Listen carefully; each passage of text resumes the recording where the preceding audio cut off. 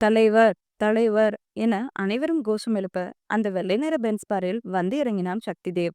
தமிழ்நாட்டின் இளம் உயர்கல்வித்துறை அமைச்சர்.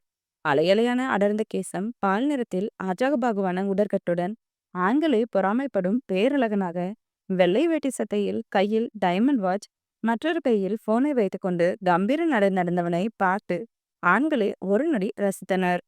சுற்றி கத்திக் கொண்டிருந்த அனைவருக்கும் தலையை அசைத்து கையை காட்டிய சக்தி, வேட்டியின் முனையை ஒரு கையால் பிடித்துக்கொண்டு கட்சி ஆபீஸ்க்குள் நுழைந்தவன், அங்கு நடுநாயகமாக இருந்த ரோலிங் சேரில் அமர்ந்து நிலவன், நிலவன் என்று அழைத்தான். அவன் அழைப்பிற்கு காத்திருந்த நிலவன் என்பவன் வேகமாக ஓடிவந்தான். அவன்தான் சக்தியின் இடது கை, வலது கை அனைத்தும். அண்ணா என நிலவன் தயங்கி நிற்கவும், நிலவா, நான் சொன்ன வேலை என்னாச்சு என சக்தி கேட்க, அண்ணா, இன்னும் 2 மாசத்துல முடிச்சு கொடுத்துருவேன்னு சொல்லியிருக்காங்க என்றான் நிலவன். நோ, இன்னும் 3 வாரத்துக்குள்ள எல்லா வேலையும் முடிச்சிருக்கணும். அப்பதான் அடுத்த 2 வாரத்துக்குள்ள மீதி இருக்க வேலையை முடிக்க முடியும். நீ ஃபோன் பண்ணி சொல்லிடு என்றான் சக்தி. சரிங்கண்ணா, நான் மேன் பவரை இன்க்ரீஸ் பண்ண சொல்றேன் என்ன நிலவன் சொல்லவும், ம் என சக்தி தலையை ஆட்டவும், அங்கிருந்து நிலவன் நகரவும் சக்தியின் மொபைல் சினுங்கியது. போனின் திரையை பார்த்தவன் கண்ணை இறுக்கமாக மூடிக்கொண்டான். போன் ரிங் முழுவதுமாக வந்து கட்டானதும் கண்ணை திறந்தவன் டேபிளில் இருந்த ஃபைலை எடுக்க மீண்டும் போன் சிறுங்கியது. புருவத்தை சுருக்கிய சக்தி போனை கையில் எடுத்தான். அவனுக்கு கால் செய்தது ஷாக் நமியேதான். இந்த 6 வருடத்தில் தினமும் நமியிடமிருந்து கால் தவறாமல் வரும். அவனும் அட்டன் செய்ய மாட்டான். அவர்களிடமிருந்தும் தள்ளியேதான் இருந்தான். சந்தோஷிடம் கூட வேலை விஷயமாக ராணாவை தான் பேச அனுப்பி வைப்பான். தினமும் ஒருமுறை மட்டும் கால் செய்துவிட்டு அமைதியாக விடுபவர் இன்று திரும்ப கால் செய்ய காரணம் என்ன என நினைத்தபடி நெற்றியை நீவியவன் காலில் அட்டன் செய்து காதல் வைத்தான். சக்தி என நம்மி அழுகை அடக்கி கொண்டு அழைத்தார். என்னாச்சு அத்தம்மா என்று இருக்கையிலிருந்து எழுந்தான் சக்தி. நம்மின் அழுகை அவனுக்கு வேறு எதையோ கூறியது. சக்தி, தீ தீக்ஷன்யா இன்டர்வியூ போறேன்னு சொல்லிட்டு காலையிலே கிளம்புனா, இன்னும் ஆளை காணோம். நானும் ஃபோன் பண்ணி பார்த்தேன், காலை எடுக்கவே இல்லை என அழுது கொண்டே கூறினார் நமி. எத்தனை மணிக்கு போனா, எந்த கம்பெனிக்கு போனான்னு தெரியுமா அத்தம்மா? இல்ல சக்தி, என்கிட்ட அதை பத்தி சொல்லவே இல்லை. உங்க மாமாவும் வேலை விஷயமா டெல்லி வரைக்கும் போயிருக்காரு. எனக்கு வேற என்ன பண்றதுன்னே தெரியல. அத்தை மாமா கிட்ட சொல்லவும் பயமா இருக்கு. யாத்ரா கிட்ட இப்பதான் ஃபோன் பண்ணி சொன்னேன். அவனும் வீட்டுக்கு தான் வந்துகிட்டு இருக்கான். நீ கொஞ்சம் பாக்குறியா என தயங்கியபடியே கேட்டார் நமி. அத்தம்மா, பண்ணுன்னு சொன்னா நான் பண்ணுவேன். ஏற்கனவே குற்ற உணர்ச்சியில இருக்கேன். யார்கிட்டயோ கேக்குற மாதிரி என்கிட்ட கெஞ்சுற மாதிரி பேசாதீங்க. நான் இப்பவும் உங்க பையன்தான். அஸ்வின் மாமா எங்க இருக்காரு? புவியத்தை என்ன பண்றாங்க என சக்தி கேட்க, புவி என் கூட தான் இருக்கா. அஸ்வின் ஆபீஸ்ல இருக்கா சக்தி என்றார் நம்மி. சரிங்க அத்தம்மா, நான் பாத்துக்கிறேன். நீங்க அவரோட நம்பரை மட்டும் எனக்கு சென்ட் பண்ணுங்க சீக்கிரம் என சொல்லிவிட்டு காலை கட் செய்ய, அடுத்த நொடி தீக்ஷன்யாவின் நம்பர் திரையில் மின்னியது. அதை மீனாவுக்கு பார்வர்ட் செய்துவிட்டு அவளுக்கு கால் செய்தான் சக்தி. சொல்லுங்கண்ணா. மீனா, நான் உனக்கு ஒரு நம்பர் அனுப்பியிருக்கேன். ஃபோன் ஆன்ல தான் இருக்கு. எந்த இடத்துல இருக்குன்னு மட்டும் ட்ரேஸ் பண்ணி சொல்லு. எனக்கு இம்மிடியேட்டா தெரியணும். கொஞ்சம் பர்சனல் என்றான் சக்தி. ஓகே அண்ணா, 5 மினிட்ஸ் என மீனா சொல்லிவிட்டு அடுத்த 5 நிமிடத்தில் அவனுக்கு கால் செய்ய சக்தி பட்டுன்னு அட்டன் செய்தான். அண்ணா, பெங்களூர்ல தாஜ் ஹோட்டல் காட்டுது. எக்ஸாக்ட் லொகேஷன் நான் உங்களுக்கு அனுப்பி வைக்கிறேன் என்றாள் மீனா. ஓகே மீனா என சொல்லிவிட்டு ஆபீஸில் இருந்து வெளியில் வந்த சக்தி டிரைவர் ராஜாவை ஏர்போர்ட்டுக்கு காரை விட சொன்னான். அவரும் காரை எடுக்க போனின் மூலம் பெங்களூருக்கு டிக்கெட் புக் செய்தவன் முகத்தை மூடிக்கொண்டு காரின் டேஷ்போர்டில் இருந்த பாஸ்போர்ட்டை எடுத்துக்கொண்டான். ஏர்போர்ட் வந்ததும் காரை முன்னாடியே நிறுத்தி சொல்லியவன் பின்னால் வந்த பாதுகாவலர்களை கிளம்பும்படி சொல்லிவிட்டு ஏர்போர்ட்டில் நுழைந்து செக்கிங்கை முடித்தவன் அவனுக்கான சீட்டில் வந்து அமர்ந்தான். அடுத்த சில நிமிடங்களில் ஃப்ளைட் மூவ் ஆக சரியாக 3:30 மணிக்கு பெங்களூர் ஏர்போர்ட்டில் இறங்கினான். முகத்தை மேலும் இறுக்கமாக மூடி கண்கள் மட்டும் தெரியும்படி ஏர்போர்ட்டிலிருந்து வெளியே வந்தவன் டாக்ஸி புக் செய்து தாஜ் ஹோட்டலுக்கு போக சொல்லிவிட்டு மீனா அனுப்பிய லொகேஷனை ஓபன் செய்து வைத்துக் கொண்டான். ஹோட்டல் வந்ததும் பணத்தை கொடுத்துவிட்டு ஹோட்டலில் நுழைந்தான்.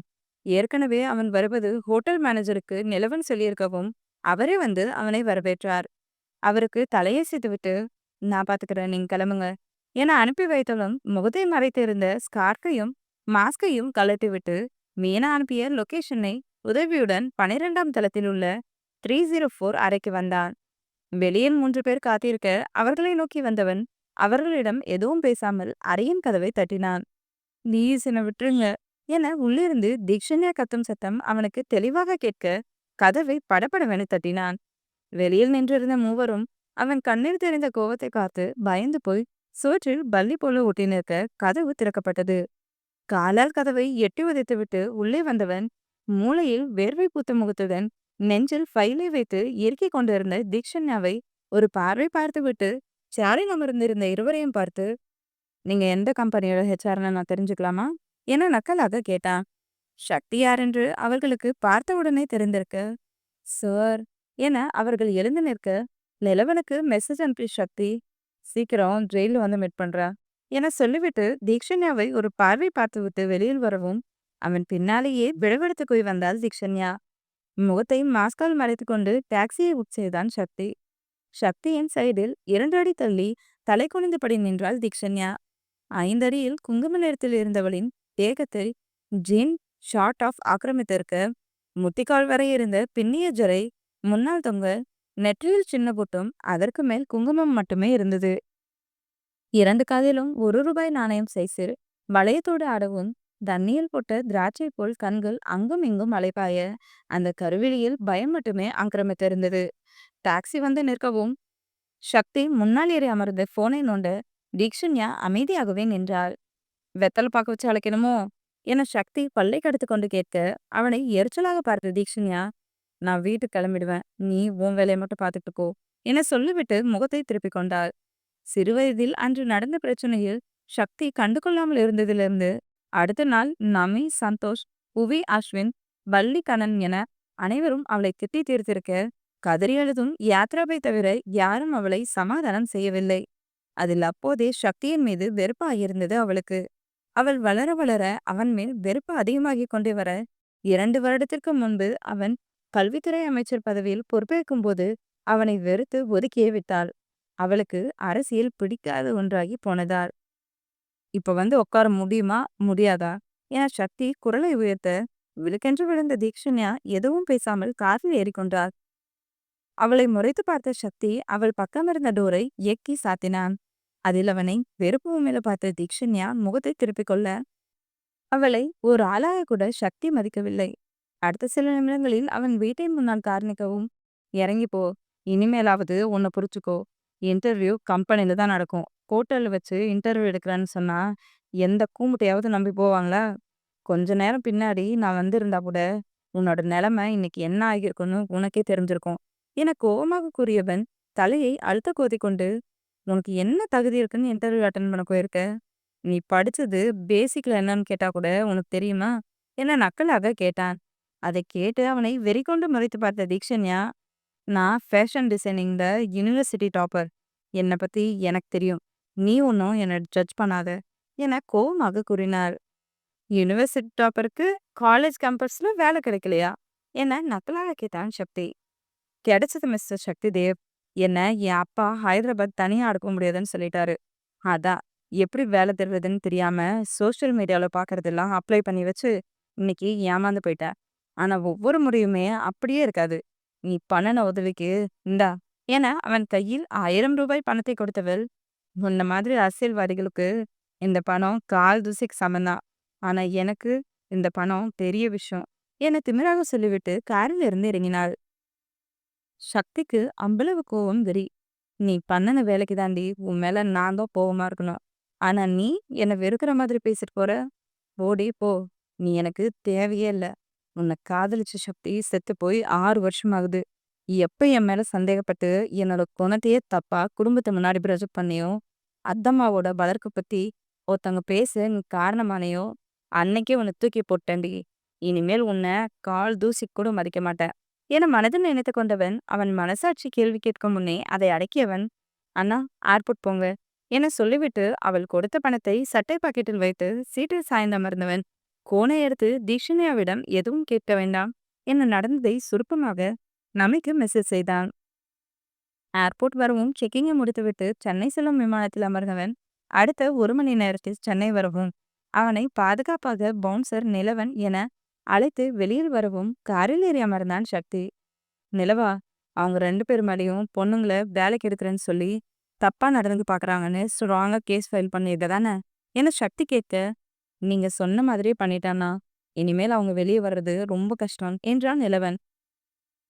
சரி என தலையாட்டிய சக்தி, வீட்டுக்கு விடுங்க ராஜாண்ணா என டிரைவரிடம் சொல்லவா, அடுத்த சில நிமிடங்களில் சின்வா சக்கரவர்த்தி ராம் தினேஷ் கார்த்திக் இல்லம் என்ற பெயர் பலகை 30 அடியில் நிமிர்ந்து கம்பீரமாக நின்ற கேட்டின் முன்பு கார் நிற்கவும், செக்யூரிட்டி வந்து கதவை திறக்க, கார் உள்ளே வந்து போர்ட்டிகோவில் நின்றது. தினேஷை பார்த்து பார்த்து கட்டிய வீட்டையே அனைவரும் பாதுகாப்பை கருத்தில் கொண்டு கொஞ்சம் மாற்றி அமைத்திருந்தான் சக்தி. முக்கியமாக கேட்டை பெரிதாக மாற்றியதிலிருந்து, கேட்டிலிருந்து வீட்டுக்கு வரும் பாதையில் 4, 5 டாபர் நாய்கள் ஆள் உயரத்திற்கு பட்டி போட வைத்திருக்க, எப்போதும் வீட்டை சுற்றி 10, 15 பவுன்சர்கள் விரைப்பாக நிற்க, வீட்டில் இருப்பவர்களை தவிர்த்து புதிதாக ஒருவர் உள்ளே வந்தால் கூட அவர்களை செக் செய்து வீட்டின் உள்ளே செக்யூரிட்டி அனுமதிக்கும் அளவிற்கு ஆண்கள் பெண்கள் 2 பேரை தனியாக வேலைக்கு பணியமர்த்தியிருந்தான். அதே போல என்னதான் ராஜா நிலவன் அவனிடம் வேலை செய்தாலும் அவர்களை வீட்டிற்குள் அவன் அனுமதித்தது கிடையாது. ஏனோ அனைவரையும் ஒரு எல்லையிலேயே வைத்திருந்தான். நமியை தவிர மற்ற யாரின் மீதும் முழுதாக நம்பிக்கை வைக்கவில்லை என்பதை விட, வைக்கவே அவனுக்கு மனம் வரவில்லை என்பதுதான் உண்மை. சக்தி இறங்கியதும் கால் கிளம்பியிருக்க வீட்டின் உள்ளே வந்தான் சக்தி. ஆளில் யாழி, தினேஷ், மாயவன், ஹரிஷ், அகில் 4வரும் அமர்ந்து விக்ராந்துடன் விளையாடிக் கொண்டிருக்க, கிச்சனில் மோகனா, அகிலா, வர்ஷா, சரோ 4வரும் சமைத்துக் கொண்டு இருந்தனர். விக்ராந்த் ஷன்வியின் 5 வயது மகன். மாடியிலிருந்து ஓடி வந்து சக்தியை முறைத்து பார்த்த ஷன்வி, என்னை பார்த்தா உனக்கு எப்படி நான் தெரியுது என கேட்டு கோபமாக கேட்டாலும் அவள் பேச்சில் வருத்தம் அதிகமாக இருந்தது. உன்னை பார்த்தா எனக்கு ஒன்றும் தெரியலையே, என்ன சொல்லணுமோ அதை தெளிவா முழுசா சொல்லு ஷன்வி, எனக்கு டைம் இல்லை, வேலை இருக்கு என கை கடிகாரத்தை பார்த்து கொண்டே கூறினான் சக்தி. என்ன சொல்லணுமா, வெளியே செக்யூரிட்டி என்னை செக் பண்ணி தான் அனுப்புவாங்கன்னு ஒத்த காலில் நின்று அப்பா சொல்லி கூட கேட்காம உள்ளவே விடல தெரியுமா. கடைசியில செக் பண்ணதுக்கு அப்புறம் தான் உள்ளேயே விட்டாங்க. நல்ல வேளை அவர் வரல, அவர் வந்திருந்தா அசிங்கமா போயிருக்கும் என்றால் கோபமாக. அவளை அழுத்தமாக பார்த்த சக்தி, என்ன கேவலமா போயிருக்கும், இங்க இருக்கவங்களோட பாதுகாப்புக்கு நான் தான் பொறுப்பு. என்னை தாக்க வரவங்க முதல்ல இங்க இருக்கவங்கள தான் குறி வைப்பாங்க. உன்னை அவங்க செக் பண்ணினது ஒன்னும் உன்னை அசிங்கப்படுத்த இல்லை, எந்த பிரச்சனையும் வந்துடக்கூடாதுன்னு தான். உனக்கு அது அசிங்கமா தெரிஞ்சா இனிமேல் இங்க வராத என அழுத்தம் திருத்தமாக சொல்லிவிட்டு அங்கிருந்து அவன் அறைக்கு சென்று விட்டான். அப்ப என சன்வி தினேஷை பார்த்து கண் கலங்க, நான் தான் சொன்னேன்ல அவன்கிட்ட வாயை கொடுக்காதன்னு, நீ கேட்டியா, அவன் பழைய சக்தின்னு நினைச்சியா, ஒன்னு நல்லா புரிஞ்சுக்கோ, அவன் சொல்ற ஒரு விஷயம் உண்மைதான், இங்க இருக்கவங்களோட பாதுகாப்பு ரொம்ப முக்கியம். விஸ்வா கிட்ட பொறுமையா இந்த இருக்க சூழ்நிலையை எடுத்து சொல்லு, கண்டிப்பா அவன் புரிஞ்சுப்பான் என்றார் தினேஷ். உங்களை பார்க்கணும்னு வந்த பாருங்க, என்ன சொல்லணும், போங்க, நான் கோச்சிட்டு கிளம்புறேன். டே விக்ராந்த், வா போலாம் என கையை நீட்டி அழைக்க ஓடி வந்து ஷன்வியை அணைத்து கொண்டான் விக்ராந்த். ஏண்டி அப்படியே தினமும் வந்து எங்களை பார்த்துட்டு போன மாதிரியே பேசுற, 3 வருஷத்துக்கு முன்னாடி வந்தவ, இப்பதான் பையனை தூக்கிட்டு வர, இதுல என்ன குதி குதிக்கிற, நீ இனிமேல் வரவே வராத, நாங்களே கூட தினமும் நுண்ணியும் பையனையும் வந்து பார்த்துட்டு போறோம் என யாழி கிண்டலாக சொல்லவும், ஆமா இப்படிதான் சொல்லுவீங்க, ஆனா வரவே மாட்டீங்க என்றாள் ஷன்வி. தினமும் வர முடியாது, மாசத்துல ஒரு முறை வரோம், உனக்கு இங்க வர்றதுக்கு கம்ஃபர்டபுளா இருந்தா மட்டும் வந்துட்டு போ என்றாள் யாழி. சரிக்கா, நான் கிளம்புறேன். அப்பா, அம்மா, பாட்டி, சித்தி, பெரியம்மா எல்லாருக்கும் பாய், நான் இன்னொரு நாள் வரேன், அவர் வேற ஆபீஸ்ல இருந்து வந்திருப்பாரு என்றாள் ஷன்வி. ம், இந்தா இதுல முறுக்கு அதிரசம்லாம் இருக்கு, பையனுக்கு மாப்பிள்ளைக்கெல்லாம் கொடு, நீயே தின்னுடாத. விக்ராந்த் தங்கம், டாடா என அவன் கன்னத்தில் முத்தம் வைத்தவாறு கூறினார் வர்ஷா. பாய் பாட்டி என விக்ராந்த் மழலை குரலில் சொல்லவும், மோகனா, அகிலா, சரோ 3வரும் அவனை கொஞ்சி ஷன்வியுடன் அனுப்பி வைத்தனர். அவர்கள் சென்றதும் நேவி ப்ளூ கலர் கோட் ஷூட்டில் கம்பீரமாய் மாடியிலிருந்து இறங்கி வந்த சக்தி யாரையும் கண்டு கொள்ளாமல் அங்கிருந்து வெளியில் சென்றான். இது வழக்கமாக நடக்கும் ஒன்றுதான். கட்சி ஆபீஸ் விட்டு வந்தால் அவன் ஒரு பிசினஸ்மேன். 4 மணியிலிருந்து இரவு 7 மணி வரை, அதுவும் வேலை அதிகமாக இருந்தால் அதற்கு மேலும் ஆபீஸே கதி என்று கிடப்பான். யாழி, நீ உள்ள போ என சரோ சொல்லவும், யாழி அங்கிருந்து நகர, தினேஷ், மாயவன், அகில் 3வரும் அமர்ந்திருந்த இருக்கையின் எதிர் இருக்கையில் அமர்ந்த சரோ, தினேஷ், நாளைக்கு நம்ம நம்மி வீட்டுக்கு போயிட்டு அப்படியே ஹரிஷும் பார்த்துட்டு வரலாம் என்றார். அதை கேட்டு தினேஷ், மாயவன், அகில் 3வரும் அவரை அதிர்ச்சியாக பார்க்க, வர்ஷா, மோகனா, அகிலா 3வருக்கும் விஷயம் தெரியும் என்பதால் அமைதியாக இருந்தனர். எதுக்குமா திடீர்னு என புரியாமல் கேட்டார் தினேஷ். பின்னே 6 வருடமாக எந்தவித பேச்சுவார்த்தையும் இல்லையே. எத்தனையோ முறை தினேஷ் நமி அரசிடம் பேச முயற்சி செய்தும் பலன் என்னவோ பூஜ்யம்தான். எதுக்குன்னு கேட்டா என்ன அர்த்தம்? சாகிக்கு வயசாயிட்டே போகுது. அவனுக்கு கல்யாணம் பண்ணணும் என சரோ சொல்லவும், சாகித்யாவும் ஆபீஸ்ல இருந்து வந்தவன் சரோ சொன்னதை கேட்டு அப்படியே வாசலில் நின்று விட்டான். நம்மி கோவமா இருக்காமா? தினேஷும் நானும் பலமுறை அவளுக்கு கால் பண்ணி பார்த்துட்டோம். ஒரு தடவை கூட அட்டன் பண்ணி பேசல. அதுலயே புரிஞ்சுது அவளோட கோவம். இப்போ போய் தீக்ஷினியாவ பொண்ணு கேட்டா நம்மள பத்தி என்ன நினைப்பாங்க? என மாயவன் கேட்க, தினேஷுக்கு ஒரு பக்கம் சக்தியை நினைத்துதான் கவலை. ஒன்னும் நினைக்க மாட்டாங்க. ஏற்கனவே பேசி வச்சிருந்த சம்மதம் தானே. என்ன நடந்தாலும் சரி. அடுத்த மாசத்துக்குள்ள சாவிக்கும் தீக்ஷினியாவுக்கும் கல்யாணம் நடந்தே ஆகணும். இது என்னோட கட்டளை. பிரிஞ்சு போன குடும்பம் ஒண்ணு சேரணும்னா இதுதான் ஒரே வழி. சாகி வந்த விஷயத்த சொல்லிடு என்றார் சரோ. அதை கேட்டு சாகித்யா அதிர்ச்சியில் உறைந்து நிற்க, அம்மா யாழி இருக்கா என்ன தினேஷ் சொல்லவும், அண்ணா முதல்ல சாகித்யாவுக்கு பண்ணலாம். யாழிய பத்தின கவலை வேண்டாம். பொறுமையா அவளுக்கு மாப்பிள்ளை பார்த்து பண்ணிக்கலாம். அம்மா சொல்றதுதான் சரி. நம்ம நாளைக்கு நம்ம வீட்டுக்கு போயிட்டு பேசிட்டு வந்துடலாம் என்றார் வக்கீல். ம். சாகித்யா கிட்ட ஒரு வார்த்தை கேட்கலாமா என்று தினேஷ் சொல்லவும், மாமா அவன்கிட்ட என்னது கேட்கணும்? இது அவன் சின்ன வயசுல இருக்கும்போதே பேசி வச்ச சம்மதம். இந்த கல்யாணம் கண்டிப்பா நடந்தே ஆகணும். இது பவி அண்ணியோட கடைசி ஆசை. அத நிறைவேத்தாம போக யாரும் தடையா வரக்கூடாது. என்ன நடந்தாலும் சரி. அது சொன்ன மாதிரி இந்த 1 மாசத்துல கல்யாணம் நடந்தே ஆகணும் என்றார் மோகனா. மோகனா, நீ சொல்றதெல்லாம் சரிதான். எதுக்கும் சாயி கிட்ட ஒரு வார்த்தை கேட்டுக்கோ. அவனுக்கு விருப்பம் இல்லைன்னா என்ன பண்ணுவ? என அகிலா கேட்க, நான் சொன்னதை என் பையன் கண்டிப்பா கேட்பான். எனக்கு அந்த நம்பிக்கை இருக்கு என்றார் மோகனா. அவனுக்கு விருப்பம் இல்லைன்னா என்ன வர்ஷா கேட்க, எனக்கு அதெல்லாம் தெரியாது வர்ஷா. இந்த கல்யாணம் நடக்கணும். தீக்ஷண்யா தான் இந்த வீட்டுக்கு மருமகளா வரணும். என் அண்ணன் குடும்பம் மறுபடியும் சேரணும். இல்லைன்னா நான் உயிரோடவே இருக்க மாட்டேன் என மோகனா சொல்லவும், பாப்பா என்று பதறினார் தினேஷ். சாகித்யா சிலையாகி போனான். என்னடி பேசுற பிச்சிருவேன். இன்னொரு முறை இப்படிலாம் பேசி பாரு இருக்கும் உனக்கு என கோபமாக கூறினார் தினேஷி. அகிலாவுக்கு மோகனாவின் பேச்சு பிடிக்கவில்லை என்றாலும் அவரின் நிலையை குறைந்து கொண்டார். குடும்பம் பிரிந்திருக்கும் போது ஏதோ நல்ல காரியம் நடந்தால் 2 குடும்பமும் ஒன்றாக பேசி பழைய நிலைமைக்கு வந்து விடுவார்கள். அதனாலேயே மோகனா இந்த கல்யாணத்தை நடத்தியே தீர வேண்டும் என்று உறுதியாக இருக்கிறார் என்பதும் புரிந்தது. சாரி மாமா என மோகனா சொல்லவும் தினேஷ் அவரை மறுத்தார். எதேச்சியாக வாசலை பார்த்த மாயவன், அதோ சாகி வந்துட்டானே. எதுக்கும் நீங்க 2 பேரும் சண்டை போட்டுட்டு இருக்கீங்க. அவன்கிட்டே கேட்டுடலாம் என்றவர், சாகி உள்ளவா, உன்னை பத்தி தான் பேசிட்டு இருந்தோம் என்றார். சாகித்யா கலங்கிய கண்ணை மறைத்துக்கொண்டு உள்ளே வந்து அவர்கள் முன்னால் இருக்கவும், சாகி உனக்கும் குட்டி பாப்பாவுக்கும் நாளைக்கு கல்யாணம் பேச போறோம். இது நாங்க சின்ன வயசுல எடுத்த முடிவு. உனக்கு சம்மதம் தானே என மாயவன் கேட்க, சாகித்யா அமைதியாக நின்றான். சாகி சம்மதம் தானே என மோகனா கேட்க, சம்மதம் மம்மி என துக்கம் தொண்டையை அடைக்க ஒருவித கோவலுடன் கூறினான் சாகித்யா. அதை கேட்டு தினேஷ் அகிலாவை தவிர மற்ற அனைவரும் முகமலர, சாகி உண்மையா உனக்கு விருப்பம் தானே என வர்ஷா கேட்க, சம்மதம் தான் பெரியமா. சரி நான் போய் ஃப்ரெஷ் ஆயிட்டு வரேன் என முடிந்த மட்டும் புன்னகையுடன் கூறிவிட்டு அவன் செல்ல, அகிலாவுக்கு தலையில் இடி விழுந்தது போல இருந்தது. மாமா அதான் அவனே சம்மதம் சொல்லிட்டானே, நாளைக்கு போய் பேசிட்டு வந்துடலாமா என மோகனா அவசரப்படுத்தவும், தினேஷுக்கு சக்தியின் மனதை நினைத்து கஷ்டமாக இருந்தாலும் நடப்பது நடக்கட்டும் என நினைத்து, சரி போலாம், தேவையானதெல்லாம் எடுத்து வைங்க என்றார். ம் என மோகனா புன்னகைக்க, மாமா எல்லாரும் நைட் சாப்பிட வந்த உடனே விஷயத்த சொல்லுங்க.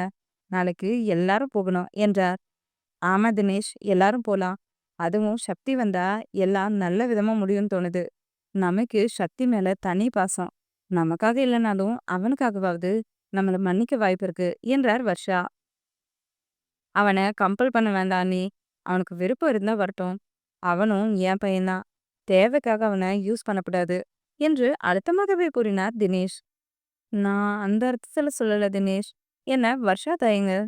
புரியுது அண்ணி, விடுங்க. சக்தி மட்டும்தான் வீட்ல இல்ல. அவன் ஆபீஸ்ல இருந்து வந்ததும் நான் பேசுறேன் என்றவர் சரோவிடம், காயத்ரி வீட்டுக்கு சொல்லணுமாமா என கேட்க, கண்டிப்பா சொல்லணும் தினேஷ். சொல்ல வேண்டியது நம்ம கடமை. வர்றதோ வராதோ அவங்கவங்க விருப்பம். நீயும் மோகனாவும் போய் முறையா அழைச்சிட்டு வாங்க. வர்ஷா அகிலா எல்லாம் எடுத்து வைப்பாங்க. மோகனா நீ உன் புருஷன் கூட போயிட்டு வந்துரு என்றார் சரோ. ம் என மோகன தலையை ஆட்டவும், கார்கியை எடுத்து தினேஷ், போலாமா என மனைவியை பார்த்து கேட்டார். போலாங்க என மோகனா சொல்லவும் இருவரும் அங்கிருந்து நகர்ந்தனர். சாகித்ய அறையில் அனலட்ட குழுவாய் துடித்து போனான். தினேஷ் மோகனா இருவரும் காயத்ரியின் வீட்டிற்கு வந்தனர். ஹாலிலேயே வசந்த் காயத்ரி இருவரும் அமர்ந்து காஃபி குடித்து கொண்டிருக்க, இருவரையும் பார்த்த வசந்த், வா மச்சி, வா மோகனா என அழைக்கவும் காயத்ரி சின்னதாக சிரித்தார். வரோம் என புன்னகையுடன் இரோ உள்ளே வர, கிச்சனிலிருந்து இருவரையும் பார்த்த சாய்ரா தேவி, அத்தை மாமா எதுக்கு வந்திருக்காங்க என யோசித்தபடியே பூஸ்டை கலந்து கொண்டிருந்த வந்தனாவிடம், ஏய், அத்தையும் மாமா வந்திருக்காங்க, நீ அவங்களுக்கு காஃபி போட்டு கொண்டு வா என அவள் கலந்து கொண்டிருந்த பூஸ்டை பிடுங்கிக் கொண்டு ஹாலுக்கு வந்தவள், அத்தை மாமா வாங்க என்றாள். தினேஷ் மோகனா இருவரும் அவளை பார்த்து புன்னகைத்து வசந்தை பார்த்த தினேஷ், வந்தனா பாப்பா எங்கடா என கேட்டார். கிச்சன்ல தான் இருக்கா என வசந்த் சொல்லவும், ஏன் அண்ணா அவ ஹாஸ்பிட்டல் போகலையா என மோகனா, வந்தனா இங்க வாடா என கிச்சனை பார்த்து சத்தமாக அழைக்கவும், அத்தை வரேன், நீங்க பேசிட்டு இருங்க, காஃபி போட்டு எடுத்துட்டு வரேன் என வந்தனா குரல் கொடுக்கவும் பெரியவர்கள் புன்னகைத்தனர். இன்னைக்கு வீக்லி ஹாலிடே மோகனா, அதான் வீட்லயே இருக்கா என்றார் வசந்த். ஓ என மோகனா தலையை ஆட்டவும் வந்தனா காஃபியை கொண்டு வந்து கொடுக்க, அதை இருவரும் வாங்கி கொடுத்த பிடித்த பின், மாமா நீங்களே சொல்லுங்க என்றார் மோகனா. என்று புன்னகைத்த தினேஷ், வசந்த் காயத்ரி இருவரையும் பார்த்து, நாளைக்கு நம்ம வீட்டுக்கு குட்டி பாப்பாவை பொண்ணு கேட்டு போறோம் வசந்த். சாகிக்கும் வயசாயிட்டே போகுது. அம்மா இன்னைக்கு தான் இந்த பேச்சு எடுத்தாங்க. நாங்களும் கலந்து பேசி சாகி கிட்ட கேட்டோம். அவனும் சம்மதம்னு சொல்லிட்டான். அதனால தள்ளி போட வேண்டாம்னு நாளைக்கே போய் பேசிட்டு வரலான் இருக்கோம். அதுக்கு நீங்களும் கண்டிப்பா வரணும் என்றார். அதை கேட்டு சாய்ரா அதிர்ச்சியின் உச்சிக்கே சென்று கோவத்தை கட்டுப்படுத்தி கொண்டு அமைதியாக நின்றாள். நல்ல விஷயம் தினேஷ். ஆனா யாழி இருக்காளே, அவளுக்கு பண்ணிட்டு சாகி பண்ணலாம்ல. அவளுக்கு 31 வயசாகுதுடா. இன்னும் தள்ளி போட்டுட்டே போனா என்ன அர்த்தம் என வசந்த் கேட்க, சாகி கல்யாணம் முடிஞ்சதுக்கு அப்புறம் யாழியோட கல்யாணத்தை பார்த்துக்கலாம்னு அம்மா சொல்றாங்க. அவங்க ஏதோ காரணத்தோட தான் சொல்றாங்க. அதான் நான் எதுவுமே சொல்லல. இப்போதைக்கு பிரிஞ்சிருக்க குடும்பத்தை ஒண்ணு சேர்க்கணும் வசந்த். ஹரிஷ் என்கிட்ட பேசாமல இருக்கவே மாட்டான். காலேஜ் டைம்ல இருந்து 6 வருஷத்துக்கு முன்னாடி வரைக்கும் எனக்கு அரணா இருந்தான். 2 முறை அவன் உயிரை கொடுத்து என்ன காப்பாத்திருக்கான். ஆனா இப்போ என்கிட்ட பேசவே அவனுக்கு பிடிக்காத மாதிரி ஒதுங்கி இருக்கான். ஐஸ்வர்யாவுக்கு வளகாப்பு பண்ணதுக்கு கூட கூப்பிடலடா என கவலையாக கூறினார் தினேஷ். ஆம், ஹரிஷிற்கு அனைவரையும் விட தினேஷின் மேல் அளவுக்கு அதிகமான கோபத்தை தாண்டி வருத்தம்தான். அதனால் மட்டும்தான் ஐஸ்வர்யாவின் வளகாப்பிற்கு கூட தினேஷ் குடும்பத்தை அழைக்கவில்லை. ஆனாலும் பாண்டியா அழைத்தார். தினேஷ் குடும்பம்தான் போகவில்லை. அதேபோல் ஷன்வி வளகாப்பிற்கு நம்மை வீட்டிற்கும் ஹரிஷ் வீட்டிற்கும் சென்று தினேஷ் மோகனா இருவரும் அழைத்து வந்தனர். அவர்களும் வரவே இல்லை. சரி மச்சி, நீ ஃபீல் பண்ணாத. நாங்க நாளைக்கு வரோம். எல்லாரும் போயிட்டு வரலாம். வியான் ஷன்வி கிட்ட சொல்லிட்டீங்களா என வசந்த் கேட்க, இல்ல வசந்த், இன்னும் யாழி, சக்தி, வியான், ஷன்வி, சன்வி யாருக்குமே சொல்லல. இன்னைக்கு நைட்டு தான் சொல்லணும். ஷன்வி சண்டிகர்ல இருக்கா. அவளால கண்டிப்பா வர முடியாது. வியானுக்கு ஃபோன் பண்ணி நேரா பெங்களூர் வர சொல்லிடலாம் என்றார் தினேஷ். ஷன்விக்கு முறைய சொல்லணுமாமா என மோகனா சொல்லவும், மோகனா அவசர அவசரமா முடிவு பண்ணதுன்னு சொல்லி ஃபோன் பண்ணி சொல்லுங்க. இப்போது மணி 6 மேல ஆயிடுச்சு. இனிமேல் போய் எப்படி சொல்லுவீங்க என வசந்த் கேட்க, நீ சொல்றதும் சரிதான். நிச்சயம் கல்யாணத்துக்கு முறையா போய் அழைச்சிக்கலாம் வசந்த். சரி, நீயும் காயத்ரியும் நாளைக்கு காலையில 8 மணிக்கு வீட்டுக்கு வந்துடுங்க. ரது, சாய்ரா நீங்க கூட வரணும் என்றார் தினேஷ். சாய்ரா ஜடமாக நேத்து ரது தலையட்டும், அண்ணா தானா இன்னும் ஆபீஸ்ல இருந்து வரலையே என மோகனா கேட்க, இல்லம்மா இனிமேல் தான் வருவா என்றார் வசந்த். சரி, வந்தா அவன்கே சொல்லிடுங்க. எல்லாரும் நாளைக்கு கண்டிப்பா வந்துடுங்க என மோகனா சொல்லவும் வசந்த் காயத்ரி இருவரும் தலையசைக்க, அப்ப நாங்க கிளம்புறோம்னா என மோகனா சொல்லிவிட்டு இருந்து கொள்ள தினேஷும் எழுந்தார்.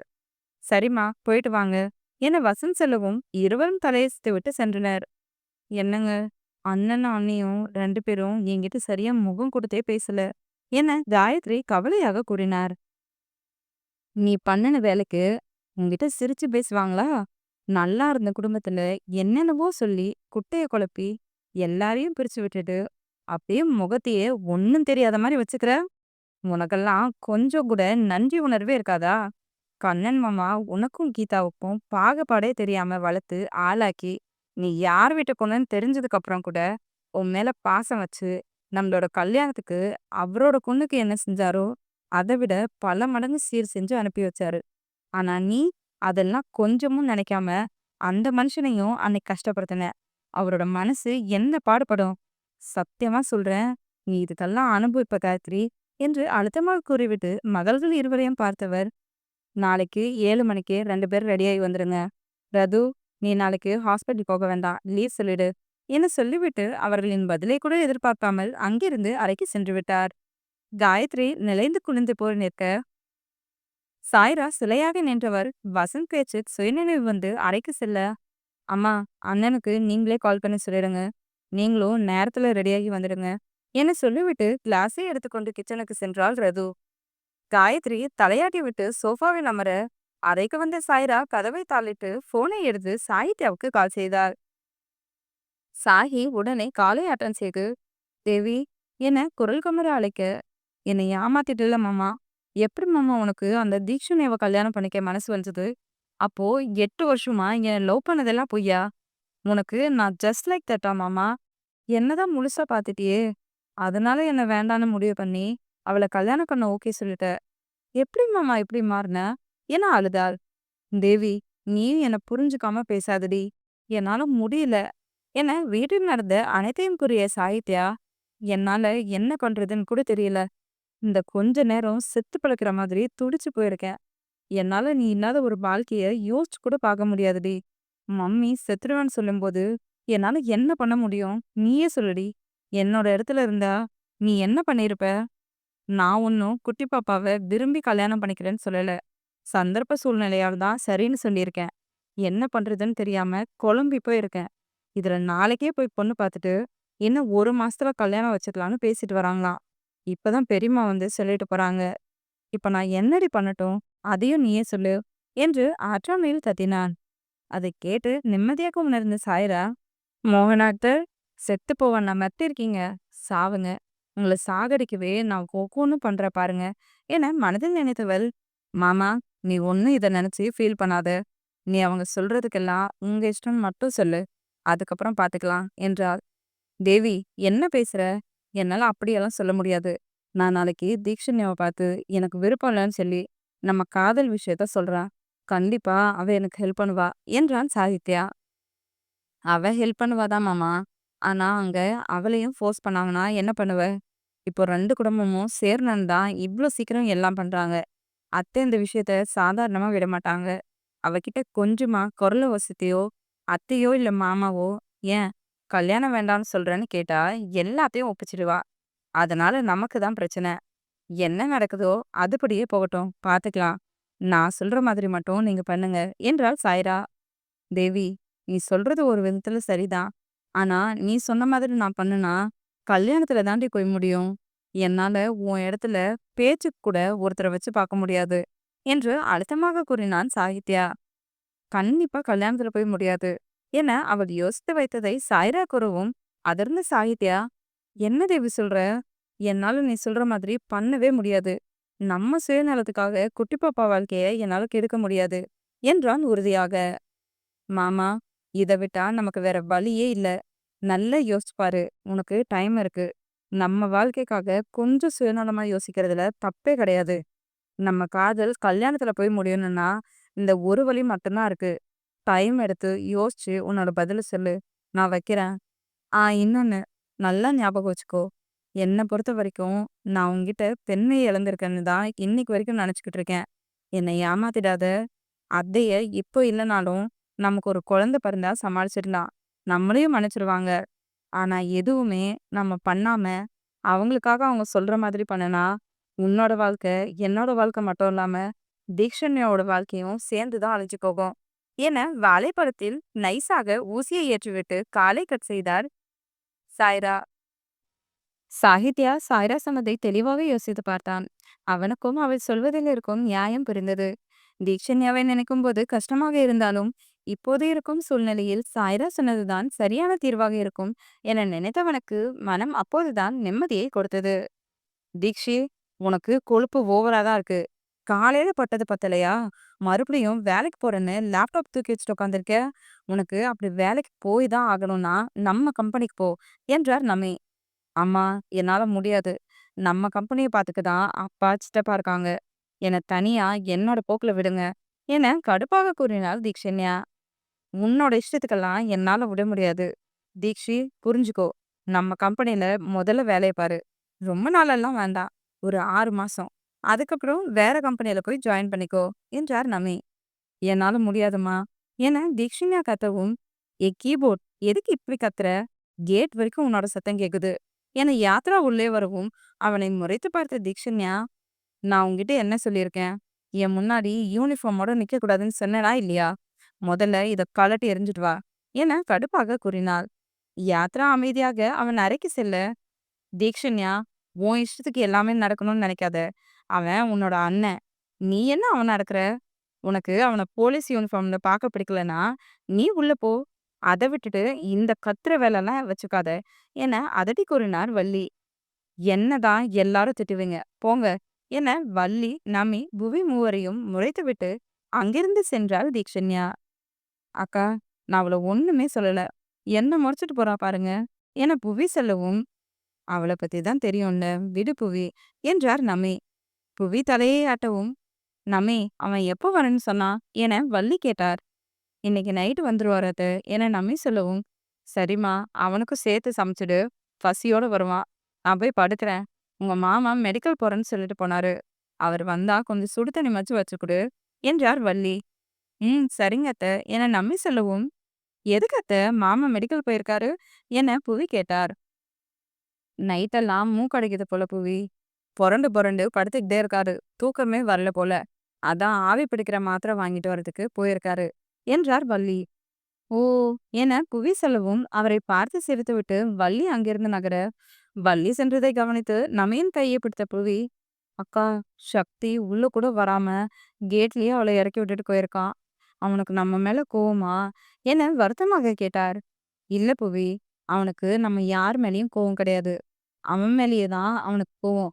என்ன அசிங்கப்படுத்தும் போது எதுவும் பண்ண முடியலையேன்னு அவனுக்கு வெறி. அதனால தான் என்கிட்ட இத்தனை வருஷமா பேசாம இருந்திருக்கான். அதுவே இன்னைக்கு தான் அவன்கிட்ட பேசும்போது எனக்கு தெரிஞ்சது" என்றார் நமி. "ஓ, அது சரிக்கா. எதுக்கு நீங்க தீக்ஷு ஃபோன் எடுக்கலன்னு சக்திக்கு கால் பண்ணீங்க? யாத்ராவுக்கு பண்ணது சரி. ஆனா சக்திக்கு பண்ணதுக்கு பதிலா சரவணன், ஆத்ரேயனுக்கு பண்ணி சொல்லியிருக்கலாமே" என புவி கேட்க, "பண்ணி சொல்லியிருக்கலாம் தான்.